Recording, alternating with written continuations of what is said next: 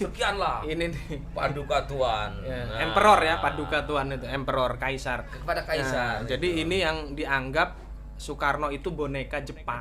Soekarno pengkhianat karena tadinya Soekarno itu kan Hindia Belanda Pak ya. Hindia Belanda. Hindia Belanda Iya, disekolahkannya pun disekolahkan ke di Belanda.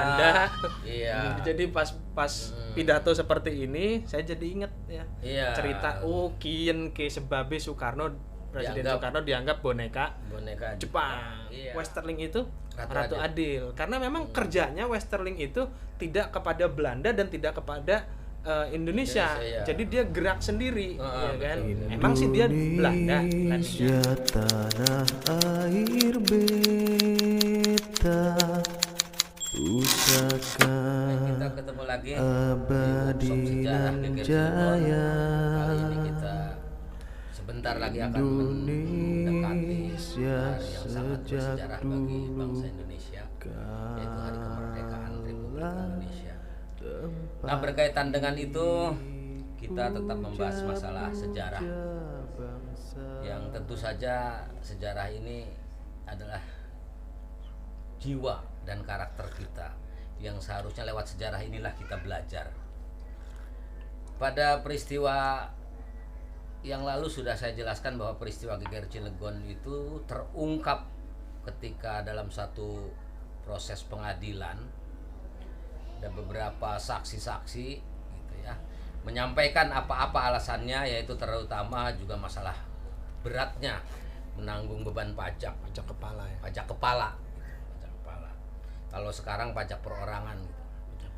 Ya, mungkin kalau semangat perjuangan itu juga harus diperjuangkan seperti sekarang ini, bukan pajaknya yang dihilangkan, karena waktu itu Haji Wasid menjanjikan apabila tercapai perjuangan untuk merebut kemerdekaan di Banten, rakyat biasa akan hidup bahagia. Nah, hidup bahagia itu dengan dasarnya karena sudah tidak dikenakan lagi pajak, baik itu pajak usaha, ya pajak bumi gitu ya, termasuk pajak semua tanah ya. Pajak tanah, termasuk pajak kepala atau pajak perorangan. Pajak kepala. Itu yang dijanjikan oleh Haji Wasid kepada Para pejuang.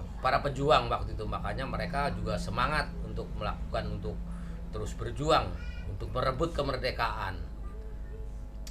Dan satu hal lagi yang disampaikan oleh Haji Abdul Karim, karena Geger Cilegon ini pada dasarnya adalah gagasan-gagasan ataupun khotbah-khotbah yang disampaikan oleh Haji Abdul Karim kepada murid-muridnya di setiap pondok-pondok pesantren, di setiap tempat-tempat, karena Haji Abdul Karim itu selalu berkeliling. Haji Abdul Karim. Ya, Haji Abdul Karim itu berkeliling ke seluruh Banten. Coba ingatkan lagi Pak tentang Haji Abdul Karim yang kemarin dibahas. Kayaknya para pemirsa juga sudah mulai lupa ya. Iya. Karena itu bahasnya singkat banget. Sekarang kita akan fokus siapa sih Haji Abdul Karim, terus perannya bagaimana dalam Geger Cilegon. Intinya fungsinya sebagai apa? Sebagai kiai tokoh atau sebagai pejuangkah? Nanti akan dibahas sama Bapak ya tentang Haji Abdul Karim. Coba Pak. Ya, Haji Abdul Karim itu salah seorang ulama besar. Ulama besar. Ya, di Banten boleh Haji dikatakan Abdul Karim. boleh dikatakan memang ulama yang betul-betul dihormati dan disegani, bahkan orang pada waktu itu menganggapnya sudah wali. Wali ya. Ya, artinya masyarakat setempat menganggapnya beliau ini wali. Haji Abdul Karim. Haji Abdul Karim ini, tetapi makanya diberi julukan Kiai Agung. Oh iya. Kiai iya, Agung iya. ya. Kiai Agung ya. Kiai Agung berarti bukan kiai sembarangan, begitu kira-kira lah kalau diterjemahkannya. Berarti kepalanya kiai ya. bisa Kepalanya dibilang. kiai paling di zaman tinggi itu di ya. zaman itu. Kepalanya kiai. Bahkan boleh jadi Haji Syekh Nawawi juga itu, karena memang kalau Syekh Nawawi lebih berkarya sehingga kitab-kitabnya itu sampai sekarang juga masih tetap dipelajari, bahkan dicetak ulang gitu. Baik itu di perguruan tinggi di luar negeri juga katanya gitu masih pakai gitu katanya. Menggunakan kitab-kitab Syekh Nawawi itu. Nah, akan tetapi posisinya Syekh Abdul Karim ini berbeda gitu. Berbedanya sama-sama memang mendalami, tetapi dalam hal ini ada satu yang sangat istimewa baginya, yaitu posisi beliau ini dianggap sebagai orang yang paling mumpuni untuk memimpin tarekat Qadiriyah. Nah, Berarti ini apa namanya Syekh Thariqat Qadiriyahnya ya? Bisa dibilang Thariqat Qadiriyahnya. Kalau sekarang imamnya lah ya. Imamnya. Tetapi memang karena Syekh Nawawi juga posisinya di Mekah. Jadi tugas untuk mengangkat, artinya membenahi keislaman di Banten ini kan jatuh ke tangan Haji Abdul Karim. Iya. Karena pada waktu itu juga posisi orang-orang umat Islam di Banten ini masih bercampur aduk dengan kepercayaan gitu. Seperti misalnya ada di Cilegon ini ada pohon kepuh yang ditebang oleh Haji Wasid kan gitu. Pohon keramat itu ya? Iya, karena dianggap keramat, jadi Haji Wasid juga menebang pohon itu. Ini sebelum peristiwa geger Cilegon gitu. Sebetulnya penebangan pohon kepuh itu tidak ada sangkut pautnya dengan peristiwa geger Cilegon. Sebetulnya itu hanya bagian part dari amal lain. Iya, itu amalan lain Haji Wasid Haji melakukan tugas beliau sebagai kiai. Ada masyarakatnya yang begitu gitu, sehingga untuk menghindari terus-menerus orang berkumpul di pohon kepuh itu ditebang lah gitu oleh beliau. Kerusakan akidah nantinya ya. Kerusakan akidah. Dan memang Haji Wasid sendiri disalahkan oleh pemerintah Hindia Belanda karena telah merusak fasilitas umum zaman itu. Punya orang lain. Jadi gitu. pohon itu dianggap fasilitas umum ya. Ya, milik orang lain. Milik orang lain. Bukan punya sendiri gitu. Oh ya, bukan properti sendiri. Bukan properti sendiri. Jadi Haji Wasid juga akan dipanggil ke pengadilan. Waktu itu kalau nggak salah ya, informasi yang saya dapatkan itu dia akan dipanggilnya di Keramat Watu. Pengadilan. Iya, akan dipanggil oleh Wedana Keramat Watu untuk diadili, ditanya kenapa menebang pohon itu gitu kan. Kan dari dulu juga kayak sekarang pengadilan-pengadilan atau hukum itu berjalan gitu. Terus jatuhnya hukuman apa kalau kasus penebangan pohon itu memang akhirnya tidak sempat dipanggil karena waktu pertama dipanggil yang datang anak buah murid-muridnya. Oh, jadi gerebek ke pengadilan. Ya katakanlah tempat pengadilan yang mau diadilinya kan di Keramat Watu. Pada datang ke sana, akhirnya nggak jadi gitu. Dipanggil lagi untuk yang kedua kalinya gitu. Tapi belum dipanggil, keburu Haji Wasid ini kan mematangkan rencana dengan Haji Tubagus Ismail, dengan Haji Marjuki, dengan Haji Usman, ngurusin dengan geger Cilegon. Mau merencanakan untuk merebut kemerdekaan. Geger Cilegon. Iya, kemerdekaan yang kemudian meletus 9 Juli 1888 dikenal dengan istilah geger Cilegon. Nah, sebetulnya istilahnya bukan itu gitu. Cuma karena saya orang Cilegon, bangga dengan istilah itu, akhirnya walaupun memang tidak ada di sini ya saya harus mengangkat geger Cilegon itu karena saya bangga dengan istilah itu. Kalau buku aslinya itu ya para pemirsa sekalian, judul aslinya itu kalau nggak salah The Revolt of Peasant Revolt of Banten Peasant in Revolt of 1888. Banten Ya. 1888. Jadi kalau diterjemahkan ke bahasa Indonesia itu jatuhnya revolusi petani Banten. Jadi bukan pemberontakan petani Banten. Itu buku Indonesia ya? Buku Indonesia ini memang diberi judul Pemberontakan Petani Banten 1888. Iya. Ini juga sudah dijelaskan di dalam buku ini kenapa harus mengambil pemberontakan. Sedikit Pak, coba. Karena memang ini kalau di mata pemerintahan Hindia Belanda waktu itu gerakan-gerakan ini namanya pemberontakan. Sebetulnya ini adalah gerakan revolusi. Revolusi menuju kemerdekaan tadi ya. Sebetulnya itu, ya. Makanya gerakan revolusi pertama bangsa Indonesia itu terjadi pada tanggal 9 Juli 1888. Sebetulnya. Jadi buku yang ada pada hadapan kita saat ini adalah Peasant Revolt of Banten in 1888. Diterjemahkan menjadi pemberontakan petani Banten 1888. Disederhanakan sama kita orang Cilegon, geger Cilegon 1888. Geger ku maksudnya ribut besar, karena geger. Kalau keributan kecil enggak geger gitu. Iya. Nah, itu balik ke Haji Abdul Karim. Jadi intinya kalau saya bisa nyimpulkan ya pemirsa sekalian, kalau Syekh Nawawi itu karismatik dengan ilmunya, ya. Kalau Syekh Dengan Haji karyanya. karyanya Kalau ilmunya dengan- mungkin ilmunya sama-sama. sama ya. Ya. Kalau ilmu mah sama Ilmunya ya. sama-sama, Dengan karyanya karya. aja. Oh, maksudnya dominannya, Pak. Dominannya, Dominannya betul. orang kenal dengan karismatik ilmunya. Kalau Haji Abdul Karim karismatik pribadinya karena dia imam. Imam ya. Atau kalau bahasa sekarang amir lah, amir jamaah ya. Iya, betul. Kalau dulu torikot ya, kalau jamaah Thariqat, kan ya. istilah sekarang ya. Sebenarnya jamaah itu istilah umum ya kan. Kalau Ya. sekarang kan sebut jamaah berarti ormas atau organisasi tertentu. Kalau dulu namanya torikoh. Torikoh itu artinya ya semacam jalan lah menuju jalan yang mau ke sana ya. Cuma torikoh Metode ya. metode Metode, ya. Atau populernya kalau bahasa Arabnya sekarang manhaj ya, toriko ya, ya kalau dirinci ya beda, kalau disama-samain ya Sama sama juga, gitu gitu ya. terserah yang Iya. terserah yang maunya main gitu. Jadi itu tentang Haji Abdul Karim dan tentang buku dan tentang logo Geger Cilegon, kaos yang dipakai Bapak saya juga pakai sebenarnya, cuma Iya. Cuma belum dibuka. belum ya. dibuka, nanti terakhir biar kayak Superman gitu.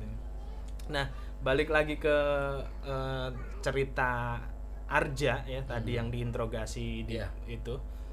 Ki Wasid udah ya tadi ya. Ki Wasid sudah ya. Backgroundnya. Jadi nggak kena ya Ki Wasid itu nggak kena pengadilan ya. Oh, Maksudnya- karena maksudnya nggak ada- keburu keburu meletus peristiwa ini. keburu meletus, jadi Iya. nggak kena. Harusnya dipanggil ulang.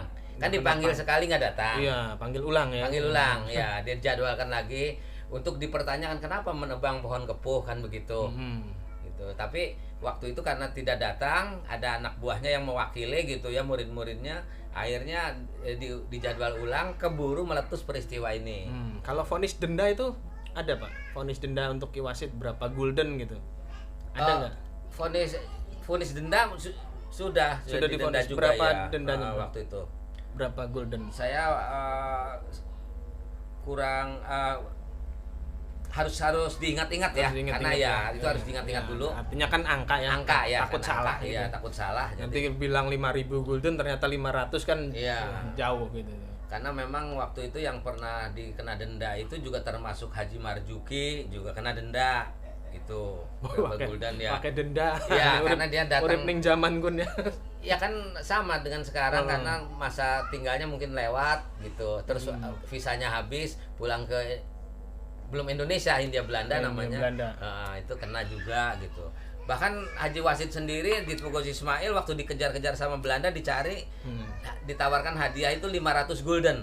500 gulden Haji Kepalanya Haji Wasid. kepala Haji Wasid. Iya, harganya dihargai 500 gulden. Bahkan tidak ketemu sampai seminggu lagi dinaikkan jadi 1000 gulden. Nah, kalau sekarang dikonversi itu berapa barangkali ya? Satu guldennya itu ya. Satu guldennya kalau sekarang itu. Iya.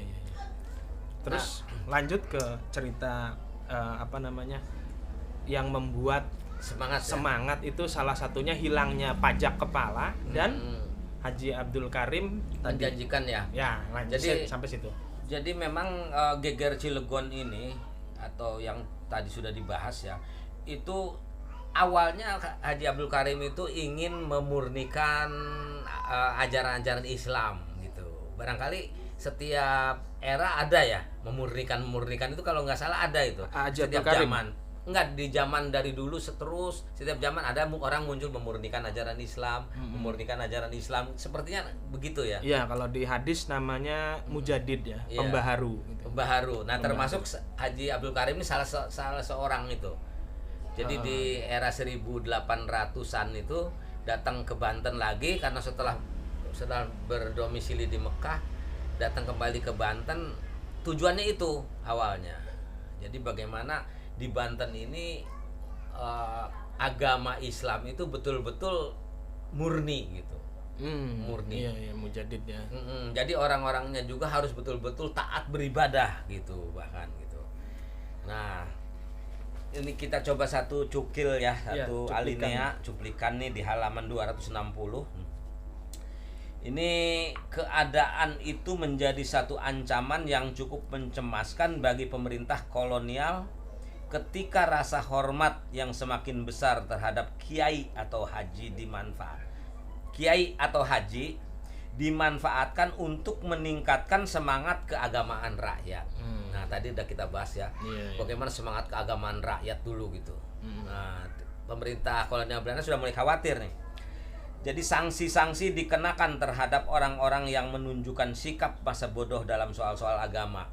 Jadi kalau ada yang misalnya orang yang masa bodoh gitu, maghrib misalnya nggak langsung ke musola atau apa, itu dikenakan sanksi-sanksi gitu. Sama Haji Abdul Karim. Oh, sama Haji Abdul Karimnya ya sanksinya. Iya, sama Haji, bukan Abdul Karim aja, sama murid-muridnya juga gitu. Oh, IKOP ya kalau sekarang disebutnya IKOP. Menerapkan begitu. Jadi IKOP. harus betul-betul gitu. IKOP tuh hukuman. Hukuman, ada hukuman sanksi-sanksinya. Suatu hal yang inherent dalam semangat keagamaan yang berkobar-kobar itu adalah bertambah besarnya kebencian terhadap orang-orang Eropa yang dianggap sebagai orang kafir. Nah, akhirnya ada juga pemikiran-pemikiran itu gitu, karena sering khotbah kan, kadang-kadang kalau khotbah kan suka bawa-bawa semangat jihad, peperangan, cerita Nabi begitu kan. Akhirnya timbul rasa itu gitu, kebencian terhadap orang-orang Eropa yang malahan pemusnahan kekuasaan asing menjadi tujuan pokok gerakan keagamaan itu. Nah, akhirnya menjadi tujuan pokok itu untuk mengusir. Nah, tadi itu janjikan masalah Pajak kepala. pajak dibebaskan kalau selama ini kan rakyat merasa tertindas gitu. Kemudian sementara itu khotbah tuh, janji-janji, ramalan Haji Abdul Karim terus membakar semangat rakyat. Jelaslah bahwa ramalan-ramalan tentang hari kiamat gitu kan, hari kiamat. Terus kedatangan Mahdi. Nah, ini Mahdi ini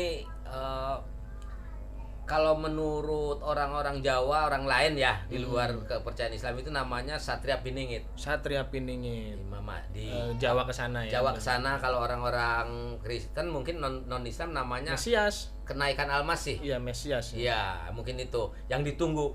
Karena kalau dalam suatu kesempatan rakyat itu susah hidupnya gitu ya, akan timbul harapan-harapan itu mengharapkan kedatangan ya. Kita lanjut dulu ya. Savior ya. Kedatangan Mahdi tadi ya. Dan tentang jihad menimbulkan gelora keagamaan yang umum. Semangat jihad dihidupkan oleh kesadaran yang kuat bahwa negeri mereka harus dianggap sebagai sebuah dar el-Islam yang untuk sementara diperintah oleh orang-orang asing dan yang pada suatu ketika kelak harus direbut kembali. Jadi tujuan akhir yang hendak dicapai oleh Kiai Agung adalah mendirikan sebuah negara Islam. Jadi Kiai Agung itu Haji Abdul Karim. Haji Abdul Karim itu ya. Nah, kita bahas lagi masalah Mahdi ya. Mahdi itu dikenal sebagai Imam Mahdi menjelang hari kiamat akan turun katanya gitu. Iya, turun. Itu seorang pemimpin yang adil dan bijaksana. Iya. Nah, itu dari dulu sampai sekarang itu kita kayaknya semua orang menunggu Imam Mahdi Dari zaman Rasul. dari zaman Rasul. Dari zaman Rasul hadisnya udah keluar. Iya, jadi dari dulu juga semua pada nungguin hadisnya, ya. Imam Mahdi. Kalau udah datang Imam Mahdi terus kita mau ngapain? Sebetulnya kalau ada pertanyaan begitu bingung juga jawabnya ya. Apa karena kita pengen hidup mewah, hidup sejahtera aja? Katanya kan akan memberikan kesejahteraan. Oh. Gitu. Sebenarnya kalau udah datang Imam Mahdi udah selesai kiamat. Enggak, jadi adilnya cuma sebentar. Sebentar ya. 40 tahun doang. Oh, 40 tahun yang ya memang harus keadilan itu memang nggak boleh lama-lama. Enggak lama habis itu Ya'juj Ma'juj datang. Video berikutnya. Ini Geger Cilegon dulu. Geger Cilegon dulu. Dan nanti juga ada lagi yang menarik itu ada yang kitab-kitab yang pada waktu ini juga diawasin oleh pemerintah Belanda. Nanti itu rahasia ya? Dulu ya. Rahasia, nanti nama seru kitabnya juga jangan kita buka. Yang diawasin oleh Belanda itu hanya satu kitab. Yang lainnya nggak pernah diawasin. Gitu. Yang lainnya nggak pernah diawasin. Ya, yang diawasin buat ceramah di Jumatan di masjid, khotbah itu justru ada satu kitab yang diawasi. Iya, makanya kalau mau tahu nama kitabnya apa, jangan lupa subscribe ya. Like, terus share and comment supaya nggak ketinggalan informasi nanti ya berikutnya akan dibahas tentang video tentang berita nama kitab tadi itu. Tapi saya bocorkan sedikit nama kitabnya ya. Kalau di Templar itu yang diawasin Templar ya, luar negeri ya, berarti bukan di Geger Cilegon, cerita luar negeri kan nyinggung-nyinggung nggak apa-apa, mirip-mirip. Itu ada seorang ulama namanya Ibnu Arabi yang diawasin nama kitabnya Mawaqi'un Nujum. Jadi tentang perbintangan. Itu Templar. Di Geger Cilegon nanti. Geger Cilegon gitu. Apakah sama apa enggak nanti dibahas, kita bahas. Nanti. Yang sekarang ini kita yang sedang bahas adalah tentang apa namanya Imam Mahdi Imam menurut orang-orang beriman. Beriman. Tetapi menurut secara umum, bukan artinya secara umum bukan orang tidak beriman ya, secara umum itu adalah Ratu Adil atau Satria Piningit. Itu diharapkan kedatangannya dari dulu sampai sekarang. Nah, sebenarnya dari mana sih awalnya munculnya Ratu Adil atau Satria Piningit itu? Itu munculnya dari ramalan Jayabaya. Nah, siapa Jayabaya itu? Joyoboyo itu ya. Joyoboyo itu sebetulnya katanya ya, itu bisa diteliti lagi. Di Jawa Tengah juga dulunya tetap Jayabaya. Jayabaya. Iya, artinya pakai A bukan pakai O. Oh itu udah kesini sekitar 1700-an itu baru pakai O. 1600-an ke sana pakai A. Ya, Jayabaya ya. Jayabaya misalnya gitu. Terus jadi karena memang dulunya kan kerajaan juga kan awalnya dari Salakanagara. Salakan bukan Solokonogoro bukan ya. Dari Salakanagara. Terus ke Tarumanagara gitu. Tarumanagara. Jadi hampir nggak ada logat O. Ya? Nggak ada. O itu nanti ya setelah salah seorang penguasa Majapahit gitu ya, kalau nggak salah apa sudah Mataram itu. Nanti kita bahas secara detail ya. Jadi Jayabaya itu seorang maharaja di Kediri. Maharaja di Kediri pada tahun 1135 sampai 1157 eranya. Era perang salib ya kalau di luar negeri ya. Ya, itu salib. Kekuasaannya Raja Jayabaya yang satu-satunya bukan satunya, ini termasuk raja yang tidak dibunuh gitu. Karena setiap raja itu kalau yang lain pasti mati ya. Mati. Makanya jangan pengen jadi raja. Karena zaman itu pasti mati nih. Kebanyakan mati dibunuh. Kebanyakan mati dibunuh. Itu Majapahit, Singosari. Iya, Singosari. Kalau ini di Kediri kebetulan ini yang pensiun. Sampai pensiun dan menciptakan sebetulnya tulisan dia ini kayak kalau nggak salah ini sebetulnya yang mempopulerkannya itu Ronggo Warsito, salah seorang sastrawan ataupun budayawan yang hidup di era setelah Mataram pecah. Setelah Mataram pecah. Atau 700 tahun setelah Jayabaya membuat ramalan ini gitu ya. Ramalan Jayabaya itu apa sih? Sebetulnya Jayabaya ini awalnya belajar pada seorang ulama gitu. Ulama itu namanya Maulana Ngali Samsujen gitu. Nah, kalau itu kan orang Jawa. Kalau orang orang Banten ini mungkin nyebutnya Maulana Ali gitu. Maulana Ali Samsudin kali. Ali Samsudin gitu. Samsujen. Iya, karena lidahnya kan beda ya. Ngali ya. Nah, jadi Jayabaya itu mendapat gambaran waktu belajar nyantri lah kalau gitu ya, karena waktu itu kan masih agamanya juga masih Hindu Buddha itu zaman dulu itu. Belajar kemudian mendapat gambaran tentang Pulau Jawa gitu. Zaman Pulau Jawa dari zaman dulu sampai zaman hari kiamat gitu. Karena kan biasanya kalau Maulana kan ngajarinnya itu. Iya. Nah, mungkin dia ini belajar aja. Tapi Jayabaya sendiri Islam kan, Pak ya? Kalau Jayabaya sendiri kayaknya belum Islam. Belum Islam ya. Iya. Hanya belajar kepada karena ulama Islam. 1100 itu memang sudah mulai masuk Islam itu. Sudah ada. Tapi secara umum kerajaan belum. Karena Islamnya nanti pas Demak ya. Umumnya. Enggak, pas Majapahit juga sudah. Tetapi kerajaan belum. Bagi dua ya, Majapahit Brawijaya 5 ya. Iya. Udah mulai Islam. Artinya begini, pemerintahan belum menjadikan Islam sebagai agama negara. Tapi kalau orangnya sudah banyak yang beragama Islam gitu. Sudah banyak yang beragama Islam gitu. Karena kan masuknya Wali Songo. Iya, udah lama ya. Islam udah lama ya masuk duluan. Masuk duluan. Masuk di Majapahit kan. 1400-an itu sudah masuk Wali Songo itu. Sudah masuk ini. Jadi karena belajar mendapat gambaran bahwa Pulau Jawa gitu, waktu zaman sebelum ada orang sampai hari kiamat mendapat gambaran seperti itu gitu. Makanya dia bilang istilahnya begini. Gambarannya itu ada nih, kebetulan saya catat ya. Ada ramalannya begini. Waktu dulu ya, ada kereta melaku tampo jaran katanya. Kereta melaku tanpa jaran. Jadi ada kereta kereta itu Andong. ya, Andong. melaku tanpa jaran gitu. Itu ramalannya begitu. Terus ada lagi perahu melaku ing dhuwur awang-awang. Perahu melaku ing dhuwur awang-awang. Terus akeh udan salah mongso. Jadi artinya hujan banyak cuman musimnya ini bukan musim hujan. Dan itu memang kadang terbukti gitu. Air beta pusaka abadi nan jaya, Indonesia sejak dulu kala tempat dipuja-puja bangsa. Di sana tempat lahir beta, dibuai dibesarkan bunda, tempat berlindung di hari tua sampai akhir menutup mata.